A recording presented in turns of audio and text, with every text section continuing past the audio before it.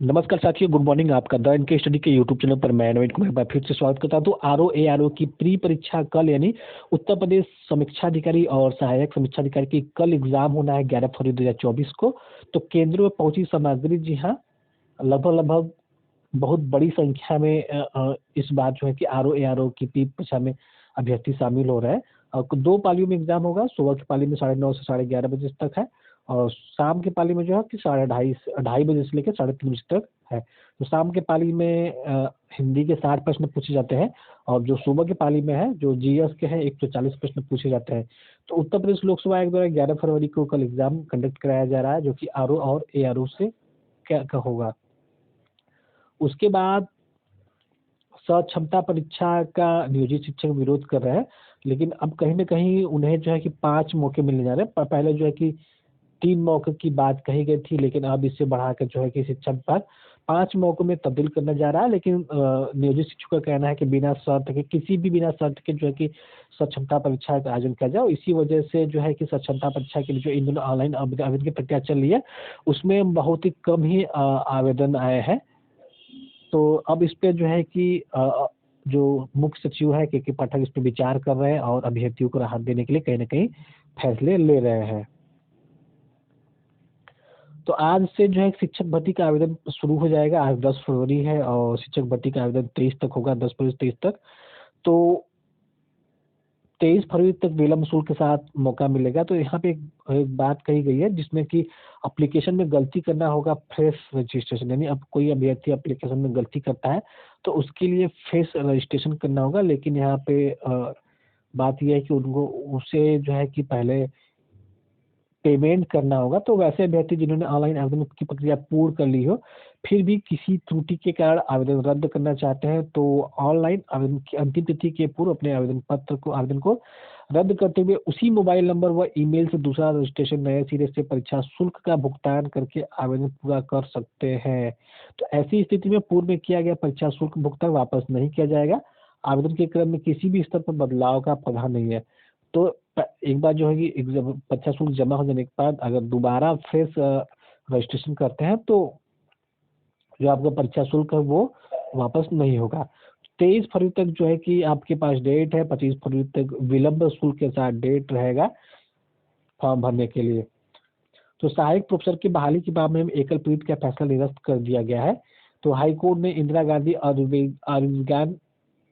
आयुर्विज्ञान संस्थान में आर्थोपेडिक में सहायक प्रोफेसर की बहाली मामले एकल पीठ के फैसले को निरस्त कर दिया है। तो ये जानकारी है इंदिरा गांधी आयुर्विज्ञान संस्थान से। इसके बाद नीट व यूजी के लिए 9 मार्च तक करे आवेदन। 5 मई को होगी परीक्षा, 14 जून को रिजल्ट आएगा। और जो शुल्क रखा गया है नीट यूजी 2024 के आवेदन शुल्क की बात करें तो सामान्य और एनआरआई वर्ग के लिए 1700 रुपया होगा। ईडब्ल्यूएस से ओबीसी एनसीएल के लिए 1600 रुपया होगा। SC ST पीडब्ल्यूडी वर्ग के लिए 1000 रुपया आवेदन शुल्क निर्धारित किया गया है। तो यहाँ पे शुल्क का निर्धारण किस प्रकार है, किस किस वर्ग को कितना कितना जमा करना है। तो नीट यूजी के लिए 9 मार्च को जो है कि 9 मार्च तक आवेदन करने के लिए डेट रहेगा। उसके बाद 5 मई को एग्जाम होगा, और 14 जून को यहाँ पे रिजल्ट आ जाएगा। तो न्यूनतम उम्र 17 वर्ष होनी चाहिए। नीट यूजी के लिए उम्मीदवार की न्यूनतम उम्र 17 साल होनी चाहिए। वही फिजिक्स, केमिस्ट्री और बायोलॉजी में 12वीं बोर्ड परीक्षा की पास कर चुके हो, या 12वीं की परीक्षा देने वाले छात्र नीट 2024 के लिए आवेदन कर सकते हैं। तो 720 अंक के प्रश्न पूछे जाएंगे। 50 प्रश्न सभी सब्जेक्ट से पूछे जाएंगे। 3 घंटे 20 मिनट का समय दिया जाएगा। परीक्षा 13 भारतीय भाषाओं में आयोजित किया जाएगा। तो ये जिसका एग्जाम है वो नेशनल टेस्टिंग एजेंसी अर्थात एनटीए के माध्यम से कराया जाएगा। तो नवनियुक्त अफसरों को 4 चरणों में दी जाएगी ट्रेनिंग। 12वीं से बीपीआर गया में अफसरों का इंडक्शन प्रोग्राम होगा। तो बिहार लोकसभा आयोग से चयनित सभी नवनियुक्त अधिकारियों को 4 चरणों में ट्रेनिंग दी जाएगी। सामान्य प्रशासन ने रूपरेखा तैयार कर ली है। 2 माह के प्रथम चरण में बिहार लोकसेवा आयोग एवं ग्रामीण विकास संस्थान यानी बिपार्ड में सांस्थानिक अनुकूलन कार्यक्रम यानी इंस्टीट्यूशनल ओरिएंटेशन प्रोग्राम के तहत में इन अधिकारियों को शामिल करना होगा।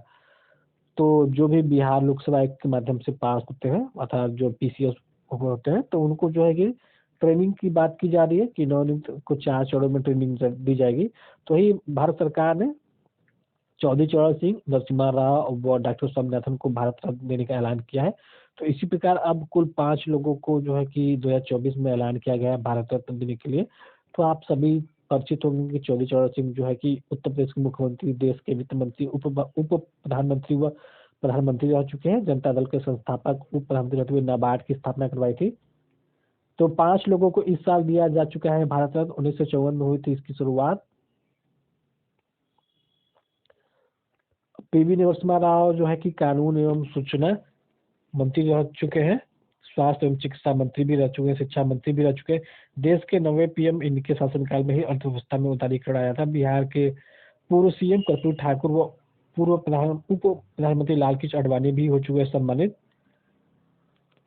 Doctor MS. स्वामीनाथन, आनुवंशिक वैज्ञानिक डॉक्टर स्वामीनाथन को भारत की हरित क्रांति का जनक माना जाता है। Magsaysay, Padmashri, Padma Vibhushan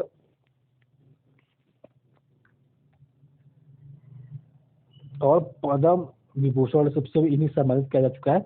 mother Teresa, Khan Abdul Gaffar Khan और नेल्सन मंडेला भी हो चुके हैं भारत रत्न से सम्मानित।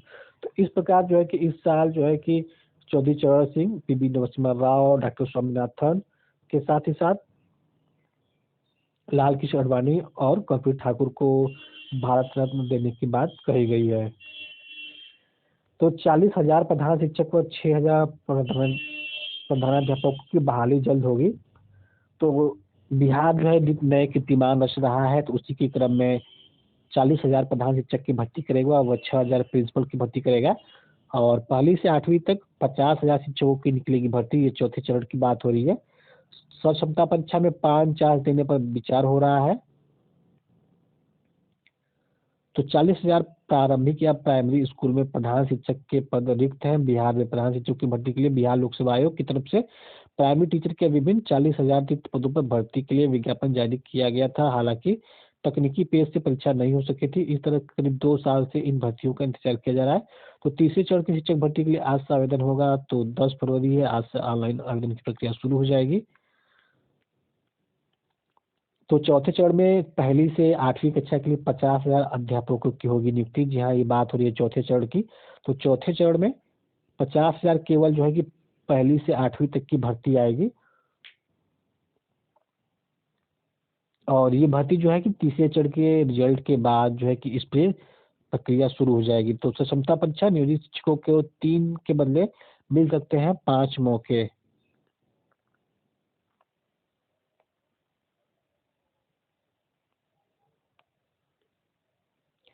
तो चौथे चरण में 1 लाख शिक्षकों की भर्ती होगी। और इसमें जो है कि +2 और इस बार जो है +2 में 6,000 प्रिंसिपल व 40,000 प्राइमरी में हेड मास्टर भर्ती होंगे। यानी जल्द ही मार्च में विज्ञापन आने जा रहा है इसके लिए, +2 में 6 प्रिंसिपल व हेड मास्टर के लिए। तो चौथे चरण में जो बात की जा रही है लगभग 1 लाख शिक्षक नियुक्ति होंगे। इसमें प्राथमिक व मध्य विद्यालयों में शिक्षक के 50,000 पद होंगे। तो केवल कक्षा 1 से कक्षा 8 तक के 50,000 पद होंगे और कक्षा 9, 10, 11, 12 के लिए भी 50,000 पद होंगे। तो कुल मिला के जो है कि लगभग 1 लाख की बात की जा रही है चौथे चरण के लिए। हालांकि अभी तीसरे चरण में जो है कि कितनी रिक्तियां होंगी अभी इसका जो है कि कार्य इस पे चल रहा है। जल्द ही आपको बिहार लोकसेवा आयोग एक विज्ञप्ति के माध्यम से, नोटिस के माध्यम से इसकी सूचना दे दी जाएगी कि आखिरकार तीसरे चरण में कुल कितनी भर्तियां होने वाली है कक्षा 1 से 12वीं तक के लिए। तो फिलहाल न्यूज यही रहा, सारा न्यूज है। अगर आपको पसंद आता है इसको जरूर से लाइक करें, चैनल पर सब्सक्राइब करें। अगर आप द इनके स्टडी के टेलीग्राम चैनल से जुड़ना चाहते हैं तो उसका लिंक इस वीडियो के डिस्क्रिप्शन बॉक्स में उपलब्ध है, आप वहां जाके जुड़ सकते हैं। मिलते हैं अगले वीडियो में। बने रहिए द इनके स्टडी के साथ। बहुत बहुत धन्यवाद।